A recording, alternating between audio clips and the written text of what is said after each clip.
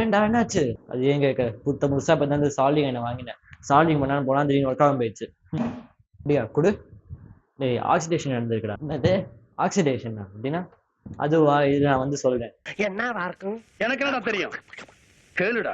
Hello guys, உங்களுக்கும் இந்த மாதிரி உங்களுக்கு சால்விங் அயன்ல இந்த மாதிரி பிளாக் கலர் சப்ஸ்டன்ஸ் ஃபார்ம் ஆயிருக்கா அப்படின்னா ஆக்சிடேஷன் நடந்திருக்குன்னு அர்த்தம். ஸோ ஆக்சிடேஷன் என்னன்னா, இப்போ வந்து சால்விங் அயன் யூஸ் பண்ணும்போது சால்விங் அயன் பயங்கரமா ஹீட் ஆகும். ஸோ ஹீட் ஆகும்போது ஏர்ல இருக்க ஆக்சிஜன் கூட இது வந்து ரியாக்ட் ஆகும். ஸோ ரியாக்ட் ஆகும்போது இந்த மாதிரி பிளாக் கலர் சப்ஸ்டன்ஸ், அதாவது ஆக்சிடேஷன் ஒரு ரியாக்ஷன், ஒரு ப்ராசஸ் ஃபார்ம் ஆகி இந்த மாதிரி ஒரு பிளாக் கலர் லேயரா ஃபார்ம் ஆகும்.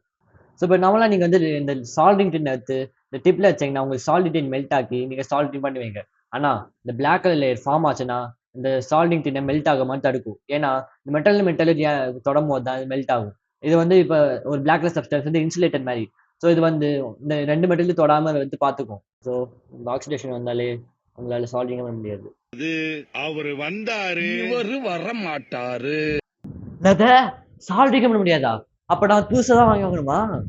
புதுசெல்லாம் வாங்க தேவையில்லை. நான் ஒரு 3 ஸ்டெப் சொல்றேன், அதை மட்டும் ஃபாலோ பண்ணாலே உங்களால ஆக்சிடேஷன் வரதை தடுக்க முடியும்.